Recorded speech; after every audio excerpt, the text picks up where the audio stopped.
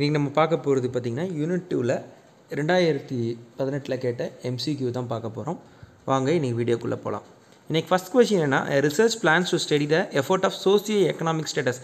அதாவது ஒருத்தரோட socio economic ஸ்டேட்டஸை பற்றி ஒரு ஸ்டடி பண்ணக்கூடிய ஒரு ஸ்டேட்டஸ் ஆஃப் அ பேரண்ட் என்ன அப்படின்ற ஸ்டடி பண்ணிவிட்டு அதோட ஸ்டூடெண்ட்ஸோட டிஸ்ட்ரிக்ட் லெவலில் இருக்கக்கூடிய ட்ராப் அவுட் படிப்பை பாதியில் நிப்பாட்டினதுக்கும் இது மாதிரி ஒரு ஸ்டடியை பண்ணோன்னா அந்த ஸ்டடிக்கு பேர் என்ன அப்படின்னு கேட்டால் நான் experimental hypothesis testing research.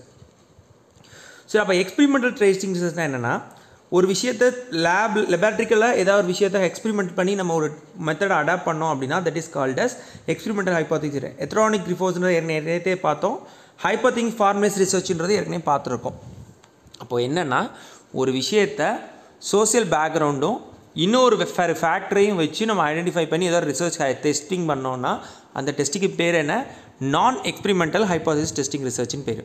Okay, the next one is for which type of research the action words control manipulate and observe the most relevant.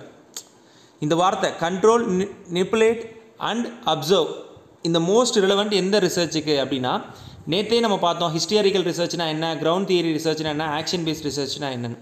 So experiment ரேஸில் மட்டும்தான் என்ன பண்ணுவோம், ஒரு விஷயத்தை கண்ட்ரோல் பண்ணுவோம், நிப்புலேட் பண்ணுவோம், தென் அப்சர்வ் பண்ணுவோம்.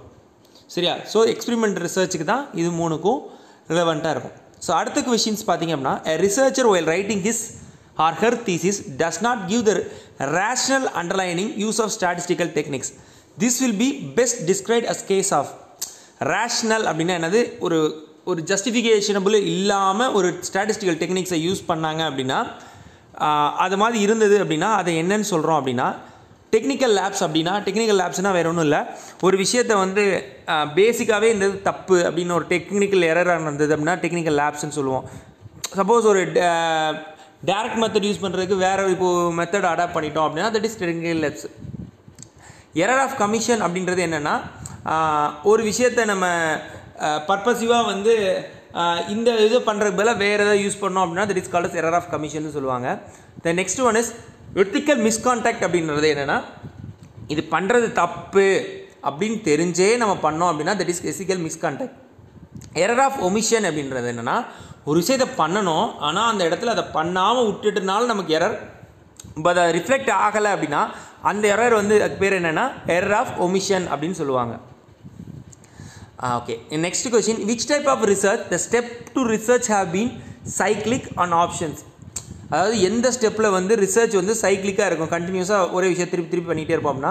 கேஸ் ஸ்டடி ரிசர்ச்ன்றது என்னது, ஒரு கேஸ் அனலைஸ் பண்ணிகிட்டே இருப்பீங்க, திருப்பி அதே பண்ண மாட்டீங்க. எக்ஸ்பிரிமெண்டல் ரிசர்ச்ன்றது அதே மாதிரி தான், கிட்டத்தட்ட என்னென்னா ஒரு விஷயத்தை வந்து சயின்டிஃபிக்கலாக ப்ரூவ் பண்ண ட்ரை பண்ணுவீங்க. ஸோ அதில் ஆக்ஷன் ரிசர்ச் தான் என்னென்னா, அன்டில் ஒரு ஸ்டெப் பண்ணுவீங்க, அதில் வந்து ஒரு விஷயத்தை வந்து கண்டுபிடிப்பீங்க, அதில் ஃபைண்டிங்ஸ் வரலைன்னா திருப்பி will start from first step. So இதுவே போயிட்டே இருக்கும். கிரவுண்ட் சர்வே தியரி ரிசர்ச் அப்படின்றது என்னென்னா, ரியாலிட்டிக்கலாக அந்த விஷயத்தை போய் ஸ்டடி பண்ணுறது தான் கிரவுண்ட் தியரி ரிசர்ச். ஸோ அதுலேயும் கிடையாது. ஸோ அப்போ ஆக்ஷன் ரிசர்ச் தான்.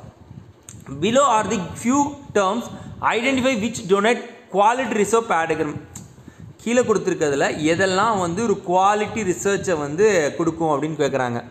ரிலேட்டட் டு குவாலிட்டி ரிசர்ச் அப்படின்னு. ஃபஸ்ட்டு வந்து எக்ஸ்ஃபேக்டோ மெத்தட்ன்றது ஒரு டைப் ஆஃப் மெத்தட். ஸோ இது வந்து ஒரு குவாலிட்டி ரிசர்ச் பேராகிராம் பற்றி சொல்கிறதில்ல. எத்னோகிராஃபினா நேற்று பார்த்துருக்கோம். நேற்று என்னென்னு பார்த்தோம், it's historical type which measures the descriptive statistics. அதாவது it is quantitative and quality டேட்டாஸை வந்து அனலைஸ் பண்ணால் it is called ethnographic. So அப்போ அது ஒன்று.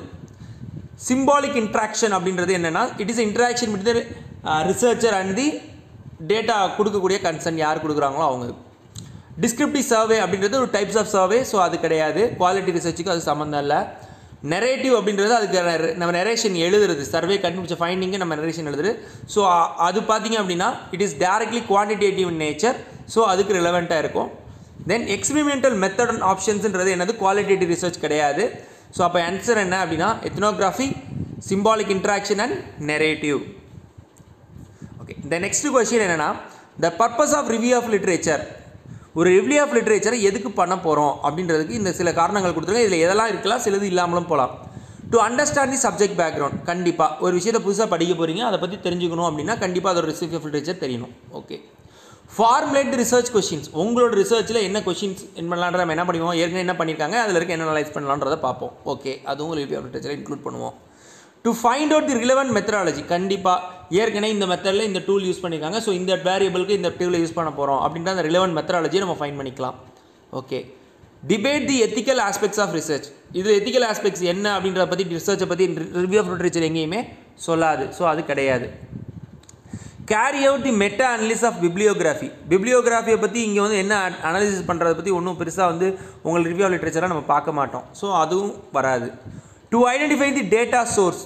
இப்போ நம்ம ஒரு டேட்டா வந்து ரிவ்யூ ஆஃப் லிட்ரேச்சரில் இந்த ஒரு புக்கிலேருந்து எடுத்திருக்காங்க அப்படின்னா நம்ம அந்த புக்கு என்ன அப்படின்னு அந்த டேட்டா சோர்ஸ் ஐடென்டிஃபை பண்ணுறதுக்கு நமக்கு யூஸ்ஃபுல்லாக இருக்கும்.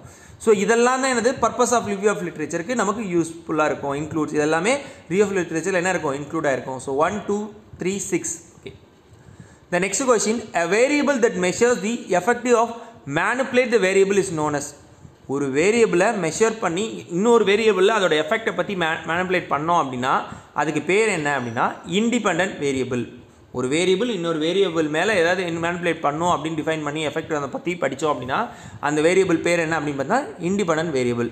டிபெண்டன்ட் வேரியபிள் அப்படின்னா அதை வந்து பார்த்திங்க அப்படின்னா எதை யாரையுமே சார்ந்து இருக்காது, தனிப்பட்டு இருக்கும்.